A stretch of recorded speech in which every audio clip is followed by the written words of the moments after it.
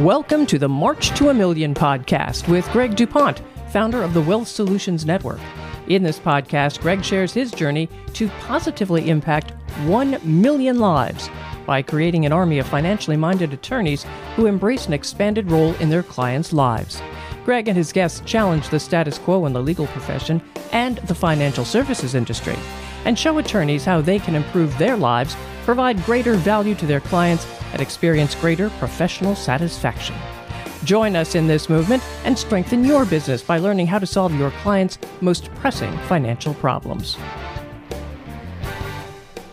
Hello and welcome to another March to a Million podcast with your host, Greg DuPont. Today, we're going to talk about something that a lot of estate planning attorneys are familiar with on the periphery, but might not understand how required minimum distributions really do play into the WSN strategy. So, Greg, welcome to the show. Where do we begin, my friend? Well, Matt, as we've been talking about WSN 2.0 and all of the nuances and the changes that are coming, one of them is, I look back on what we've talked about in our podcast conversations, and you and I love talking about some of these more higher level concepts in the marketing and the mindset and all that stuff. And I realize that one of the things that we have not done is the things that you and I have kind of heard these conversations so many times are second nature to us, but realizing that, hey, I've got to go back in. It's almost like when I started doing my other consumer podcast, I had my Back to Basics series. And so it's just kind of the same type of thing. We're going to talk about RMD here today, which is something that is second nature in our vocabulary. But I've found, as I mentioned that 3-letter acronym, so many members of WSN kind of look at me like a deer in headlights. So we're going to talk about it. We're going to kind of unpack what it is, why it's so important to know about this as an attorney, and why it's important to kind of change your client's perspective on it at some point in time. Okay, well, let's start with an operational definition. So what is a required minimum distribution? It's the byproduct of the deal with the devil. Wow, you went there. All right, dude. All right. Yeah, so, in one of the few instances that we can tell from legislation that the U.S. government, actually from administrative code, that the U.S. government gives us credit for not being completely ignorant, and that is RMD. Because the RMD is the backstop to the IRA 401k regime. The government realized that, well, you can backtrack. So what is that deal with the devil, right? So Matt, you and I probably talked before, but in the context of this conversation, if your friendly neighborhood IRS guy came to you, and I know that's an oxymoron, and said, hey, I got 2 deals. Door number 1, the deal is this. I'm going to give you a small tax break now, and I'm going to retain the right to tax what's behind door number 1 as much as I want to, whenever I want to. Or deal number 2, door number 2 says, hey, I'm not going to give you a little tax break now, but what's in behind door number 2, I can't touch it. Yeah. And so, obviously when I talk to consumers about this, which deal do you want to take? Door number 1, door number 2? Everyone says, gee, I'd like to take door number 2. Right. But in reality, they took door number 1. And as attorneys in WSN, we are looking at people that predominantly have taken the deal behind door number 1. Okay, define what door number 1 is, though, because I think you're getting ahead of our audience again. Yeah. So door number 1 is the deal. That's the 401k era. There it is. Good. Yeah. Okay. So they have made the choice that they will take the tax break now and forever be exposed to the taxes. Yeah. And now RMD is the sledgehammer to make sure that they will pay taxes, because as I mentioned, they realized that if we took that deal number 1, had the tax break early, and had this tax time bomb brewing out there, then we wouldn't pull the money in. And so the government says, okay, we're going to force you to start pulling that out. And that's what a required minimum distribution, RMD, is. It's the mathematical calculation of the expectancy of your rest of your life being divided into the balance in your qualified accounts at a certain point in time. That certain point of time has changed over the years for those that are of record here. It used to be 70 and a half for some ungodly reasons, but then it went to 72 and now it's 73. And so in a nutshell, RMD is what happens when you have accounts in a 401k, IRA, et cetera, and you've hit that magic age, and now you need to start taking it out. So a lot of uncertainty that comes after that now. But first, as the fly on the wall, Matt, do you think I'm clear enough about what RMD is at this point? I do. Yeah. I just wanted to make sure that you brought up the fact that that was a 401k, that's the tax break that they were getting during their savings journey, because door number two is the solution that we're going to probably talk a little bit more about later down the road, with what that is. But okay, so it's 73 years old, which by the way, they keep changing this, right? I raised 72 and a half. I remember that number. So 73, they have to start taking a fixed amount of money out of these 401ks, right? How are they taxed on that? Because one of the things I don't think a lot of people realize, you and I have talked about this on the show before, is in retirement, there's a lot of times where you're actually going to be in a higher tax bracket than you were previously. Do you mind diving into that a little bit? Yeah. So first, to be precise, well, we're using the 401k as shorthand. Yes. But the RMD, required minimum distribution, it applies to all tax-deferred retirement plans. IRA, 401k, 403bs, SEPs, you name it. Okay, anything that you've got the benefit of the tax break early, then this is the time when the time of reckoning comes. And so when that time of reckoning comes, the taxpayer, and this is the taxpayer's obligation. Let's say the 73-year-old. Okay. So by April 1st of the year following the year they turn 73, they're responsible for taking their first RMD. And so what happens at that point in time is the account balance for each IRA, each 401k is responsible so if we have 10 of these out there, for each one, we have to calculate, okay, at this point in time, according to the IRS Uniform Lifetime Table, the divisor is 24.7. Okay, just so we have some context. So they would take the account balance, so call it $1 million, divided by 24.7, and that's what the required distribution for that year would be. So $70. So $70,000 has to come out of your savings that year. Okay. And again, you have to take it out by April 1st of the year following the year you turn 73, which, and if you don't, they're serious about this, there's a 25% penalty. Ouch. Right. And so when it comes out, to your original question, how does it come out? Well, that is income, folks. So if you are living happily on Social Security and maybe pension and you have this out, now this is additional taxable income that comes out. And so what we have seen repeatedly, and this is what you're going to see with the profile of many clients that come into WSN, they're planners. Okay, they're doing estate planning. And many of them are conservative, and they have their lifestyle set up so that Social Security and pension, if they have it, it covers what they need because of the way they're structured. A lot of people don't understand that. For a family where we've had two employed people going into Social Security, it's the best part of $6,000, at least what I see regularly as baseline income. Mm-hmm. And the problem with RMD, and this is why your clients hate it so much, not only are they being forced to take it out, but it has this cascading effect. Because Social Security, you can construct an income stream, a household income stream of $100,000 a year that has no tax if it's based upon Social Security and Roth or other tools. But if you instead have $70,000 of Social Security, of taxable income on top of that. Now Social Security becomes taxable. Now you're up to the 22% bracket. And so we have this cascading effect that comes from RMD.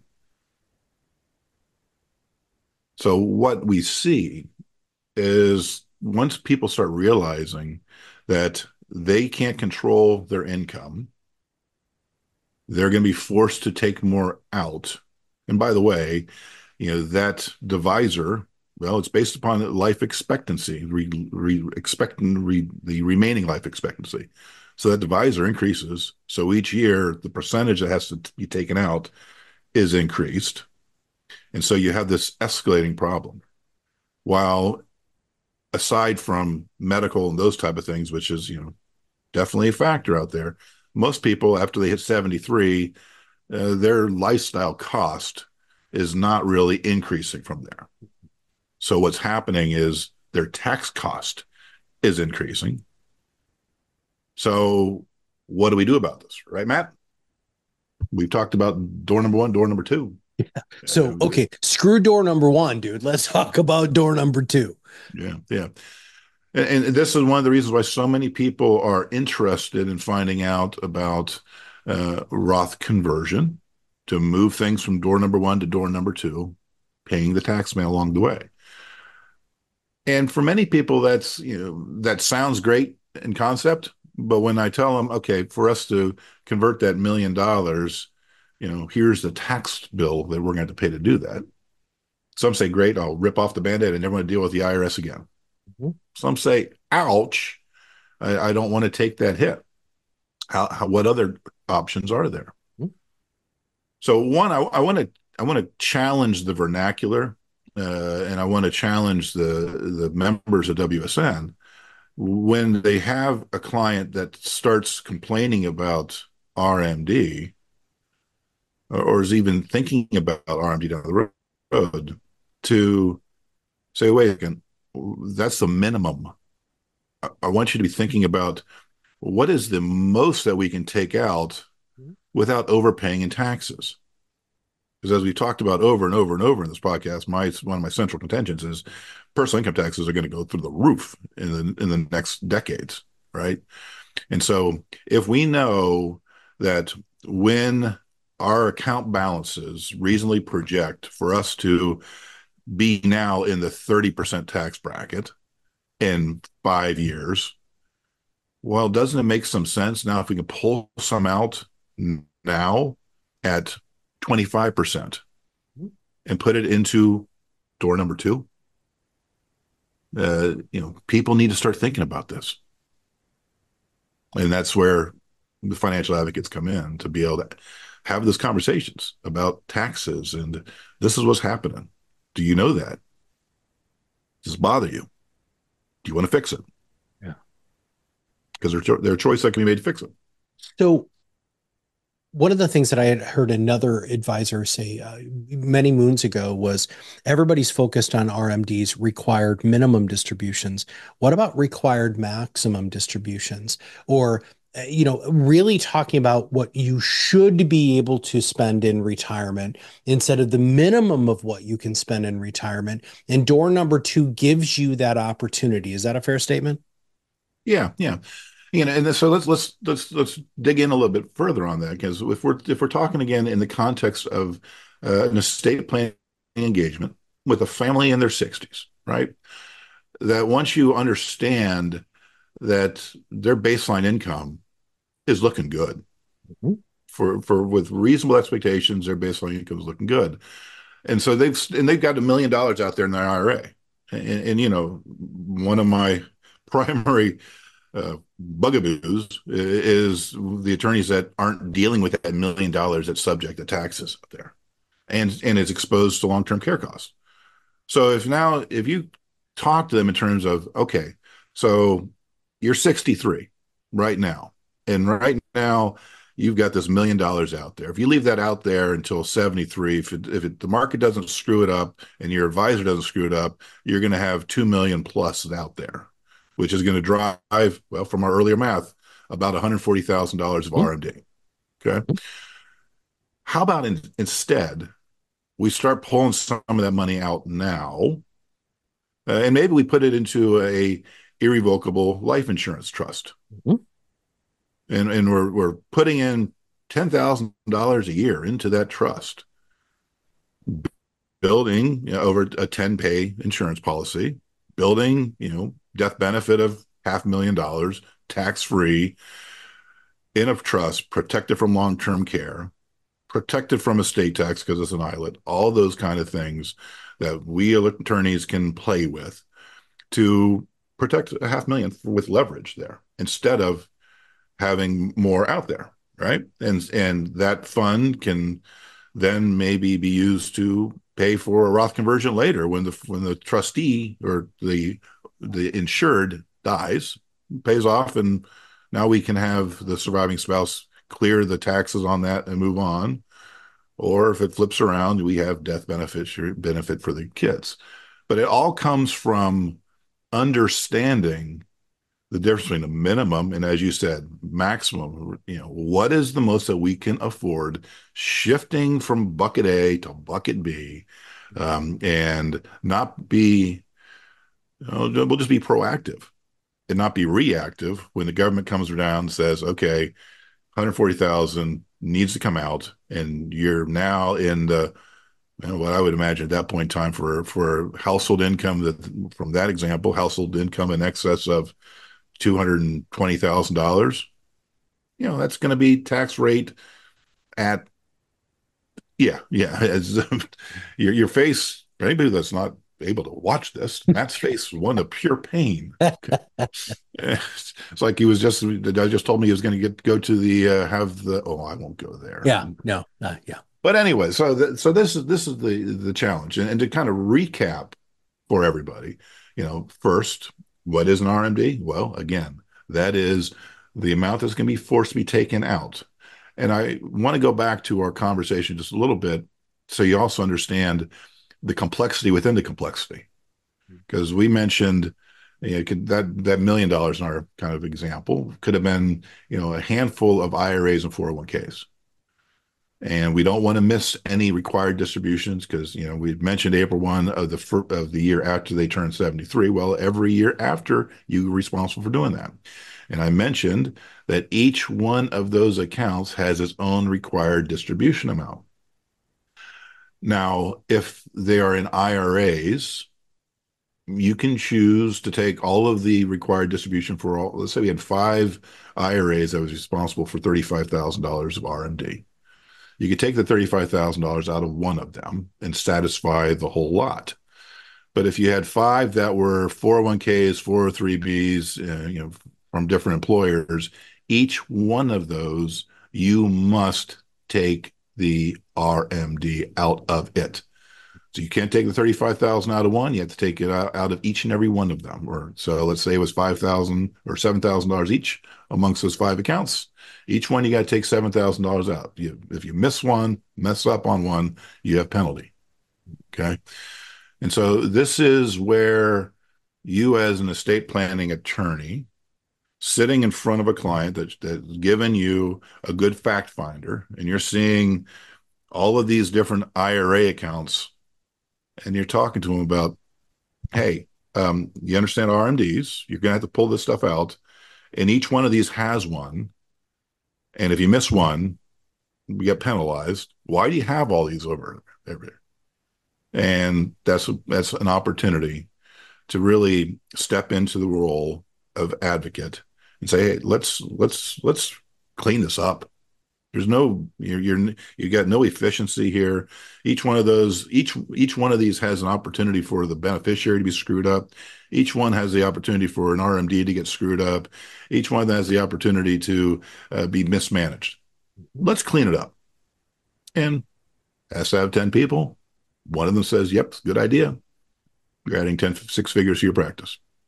Well, and there are so many financial services professionals out there, and I'm not going to call them advisors or planners, who don't want to deal with that conversation, so they leave it there. They don't want to have any sort of, explanation or consolidation, or they don't want to ask for that big check, that big tax penalty to be written today, where they're probably potentially going to be taxed even more later down the road.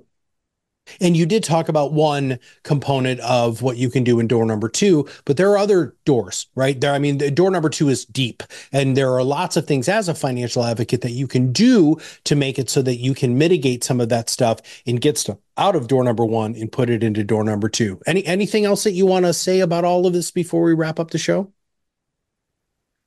The whole idea of financial advocacy of a member of WSN is to be able to identify these problems and to articulate these problems in a manner that your client can understand them.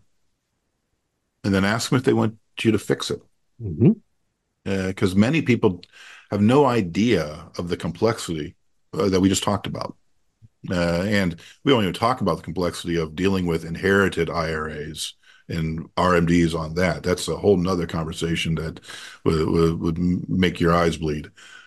So just remember, you're helping these families by bringing to the surface things that they just don't know, the ramifications of these things.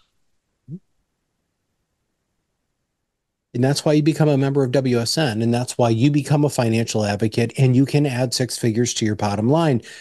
It just this level of oversight that you're teaching, this opportunity for you to, as somebody who already has so much trust within your client relationships, being able to bring this additional service, which, by the way, I believe, I'm going to speak personally, is the right thing for you to do as an attorney. This is the right, and I'm going to use the word that we talk about in financial advising all the time, which is fiduciary responsibility. You are uniquely positioned to have these conversations, to truly become this advocate. And by using the systems that, Greg, you have built, you can truly help these clients, help these relationships, really protect a substantial amount of money from going to the government and really going to where we know you want it to go, which is your family. All right. Do you want to preview what's up next, dude? Because I'm kind of excited about what the next episode's going to be. Well, as we look into WSN 2.0, I brought on a very important strategic advisor for the ability to have these conversations. And as part of our reworking of some of the processes, how to be able to present yourself in a true authoritative way. And so, we'll be having Ari Gulper on our next conversation, who is a personal coach of mine in some of the methods that we are now making part of the culture of financial advocacy. Please make sure that everybody, you Google and take a look at who this person is before the episode. If you're listening to the episode, we'll talk about that later. But anyway, all right, Greg. Well, dude, I appreciate this. It was funny, everybody, when Greg and I were talking about what we were going to talk about today. I jokingly, you had said, this is going to be kind of snooze-ish. And I joked with you and said, this is, but it wasn't. I love how you presented this.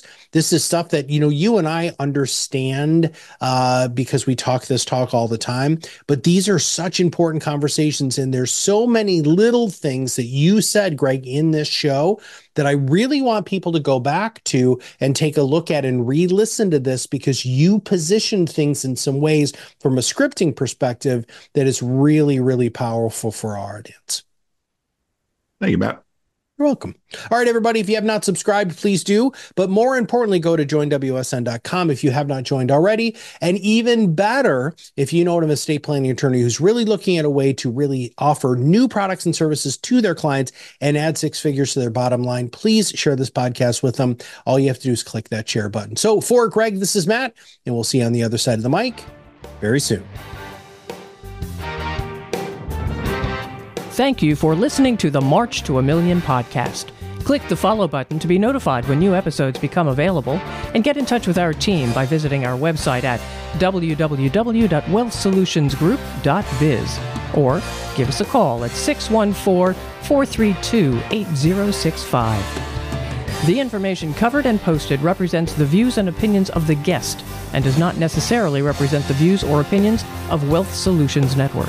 The content has been made available for informational and educational purposes only. The content is not intended to be a substitute for professional investing advice. Always seek the advice from qualified financial service providers with any questions you may have.